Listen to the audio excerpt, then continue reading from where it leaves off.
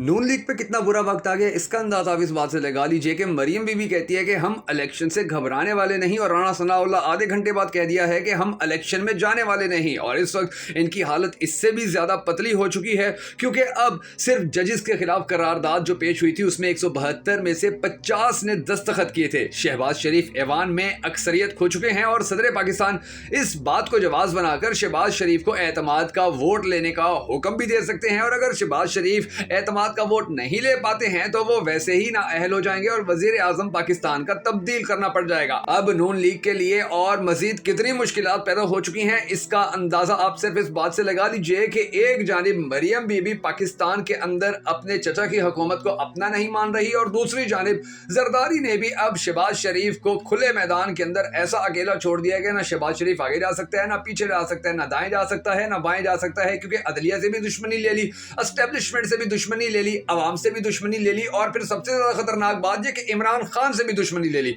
आज के इस वीडियो में मैं आपको ये बताने जा रहा हूं कि पंजाब में अब जो इंतखाबात के लिए ज़ाब्ता अखलाक जारी किया गया है वो किस तरह से नून लीग की बची खुची इज्जत पामाल करके रख देगा, किस तरह से अब इनके पास अवाम में जाने का जो आखिरी बहाना था वो भी खत्म हो जाएगा और किस तरह से अब इनकी सियासी मंजी ठुकने जा रही है। आज की इस वीडियो के अंदर मैं आपको तफसीलात बताने जा रहा हूं, मगर उससे पहले हम सबको अल्लाह तबारक व तआला के हुजूर गिड़गिड़ा कर ये दुआ करनी है कि ए हमारे परवरदिगार हमारे मुल्क के ऊपर, हमारे हाल के ऊपर रहम फरमा। और ये जो टोला पाकिस्तान के ऊपर मुसल्लत है जिसने पाकिस्तान को डिफॉल्ट होने के करीब पहुंचा दिया, बिल्कुल पाकिस्तान को तबाह बर्बाद करके रख दिया, उजाड़ के रख दिया, गरीब को भूख से मार के रख दिया। हमारा वो वजीर आजम जो कहता था मैं अपने कपड़े बेचूंगा, उसने पूरी पाकिस्तानी कौम के कपड़े तक उतार लिए। ए हमारे परवरदिगार हमारी इस टोले से जान छुड़वाओ और पाकिस्तान का अगला वजीर आजम इमरान खान को बना ताकि पाकिस्तान की आवाम के मसाइल हल हो सके और हम ये जो अंधे कुएं में गिरे हुए हैं इस अंधे कुएं से निकल सके। अगर आप भी पाकिस्तान और इमरान खान के लिए होने वाली इस दुआ के अंदर शामिल होना चाहें तो हमेशा की तरह कमेंट सेक्शन के अंदर आमीन जरूर लिख दीजिएगा। और अगर अब तक आपने हमारा यूट्यूब चैनल सब्सक्राइब नहीं किया है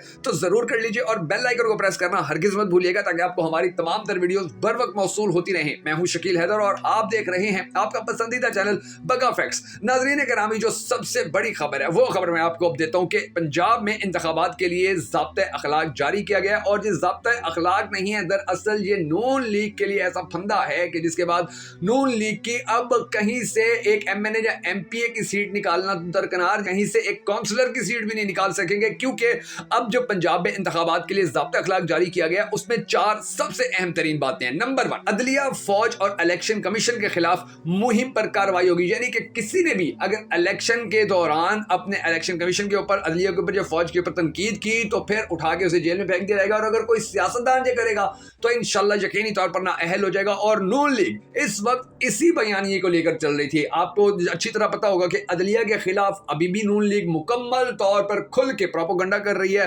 बाकायदा तौर पर जो इनकी करारदादें हैं वो अदलिया के खिलाफ पेश हो रही हैं। फौज के खिलाफ ये कितने ज्यादा इसका अंदाजा आप इस बात से लगा लीजिए कि इन्होंने DGISI जो साबिक DGISI उनकी तस्वीरें लगा के उनका नाम ले लेके उनके ऊपर तनकीद की, उनके ऊपर कीचड़ उछाला, उनके ऊपर इल्जामात लगाए। फौज के खिलाफ भी इन्होंने बयानिया बनाने की कोशिश की थी, नाकाम हुआ था। अदलिया के खिलाफ बयानिया बनाने की अब कोशिश की, ये नाकाम हो गया। और अब ये शायद हो सकता है इलेक्शन कमीशन के खिलाफ भी कोई बयानिया बनाने की कोशिश करे, क्योंकि जो भी इनकी बात नहीं मानता है, इलेक्शन कमीशन पहले इनके साथ चलता रहा है तो इन्होंने कुछ नहीं कहा था, इलेक्शन कमीशन को भी धोना शुरू कर देंगे। और इलेक्शन कैंपेन के अंदर जब ये ऐसी बातें करेंगे तो यकीनी तौर पर नाअहल होंगे और अगर ये ऐसी बातें नहीं करेंगे तो फिर इनके पास करने के लिए कोई और बात ही नहीं है, क्योंकि पाकिस्तानी कौम ये सुन के थक गई है कि शहबाज शरीफ ने, नवाज शरीफ ने एटमी धमाके करवाए हैं, इन दोनों भाइयों ने मिलकर पाकिस्तान में मोटरवे बनवा दी थी और ये मोटरवे आज भी पाकिस्तान की किसी और मुल्क के पास गिरवी पड़ी हुई है। अब इनके पास बयानिया कोई नहीं है। अब इनका जो पिंकी वाला बयानिया था वो खत्म हो चुका, इनका जो तोशाखाने वाला बयानिया था वो खत्म हो चुका, इनका जो ये बयानिया था कि जी इमरान खान को एस्टेब्लिशमेंट सपोर्ट करती है वो बयानिया खत्म हो चुका,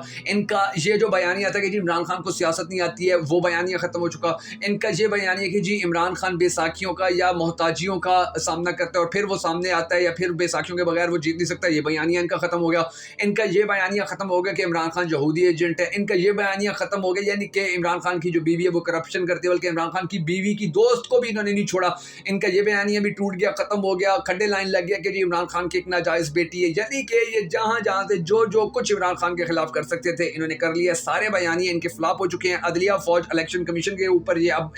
किसी भी किस्म की कोई भी तनकीद नहीं कर सकेंगे, तो फिर खुद सोचिए कि इनके पास अवाम में जाकर क्या कहने हो, ये जाकर अवाम में ये कहेंगे कि जी हमने आटा महंगा किया तो हमें वोट दें, हमने बिजली महंगी किया तो हमें वोट दें, हमने गैस महंगी किया तो हमें वोट दें, हमने पेट्रोल महंगा किया तो हमें वोट दें। میں. اگر یہ جا کر وہ عوام کے اندر کہیں گے تو عوام نے پہلے بھی ووٹ نہیں دینا اور پھر بھی ووٹ نہیں دیں گے. اب جو دوسرا ایک اور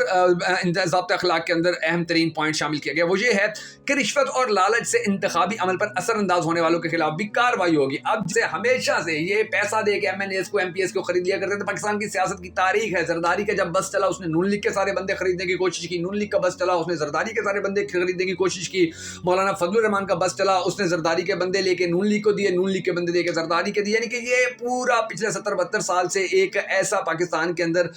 یہ جو کھانا بن رہا تھا, یہ جو سالن بن رہا تھا, یہ جو دال پک رہی تھی, یہ اب اس کا گلنا ناممکن ہو گیا اور اب یہ رشوت اور لالچ سے اپنا یہ کام نہیں کروا سکیں گے. اب ان کے لیے جتنا بڑا مشکل ہو گیا. جو تھرڈ اور بڑا اہم پوائنٹ ہے وہ ہے صدر, وزیر اعظم اور دیگر عہدیدار کسی انتخابی مہم میں حصہ نہیں لے سکیں گے. اب ہمارا جو پاکستان تحریک انصاف کا جو صدر ہے اس وقت, صدر عارف علوی, وہ تو ویسے ہی ایک گمنام سی شخصیت ہے. ان کو آپ نے کبھی کسی سیاسی پارٹی کے اندر نہیں دیکھا. وہ زیادہ سے زیادہ آپ کو نظر آئیں گے تو کسی خاص یوم پاکستان کے اوپر یا 14 اگست کے اوپر وہ لوگوں کو ایوارڈ دے رہے ہوں گے, یا اس سے زیادہ یونیورسٹیوں کے اندر جا کر ایوارڈ دے رہے ہوں گے. اس سے زیادہ وہ آپ کو نظر نہیں آئیں گے.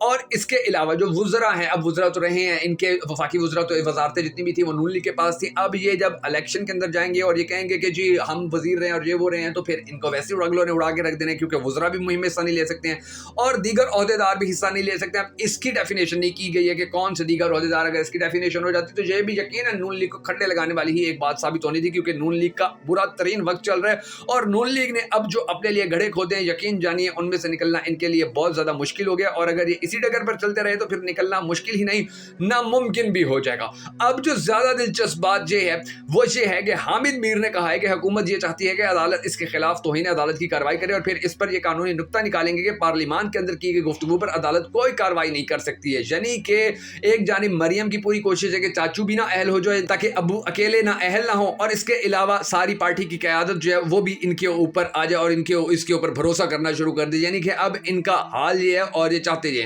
اب آپ مزے کی بات یہ سنیے کہ جتنی بھی, یعنی کہ نعیم بخاری نے ایک ٹویٹ کیا, انہوں نے کہا جی شرح سود 21% ہو گئی, وہ غیر شرعی نہیں, مگر اپنی سیاسی موت نظر آئی تو الیکشن کا فیصلہ ناجائز اور غیر شرعی ہو گیا, ایسے علماء کرام کے نام پہ دھبا ہے. اب یہ بات جو نعیم بخاری نے کی ہے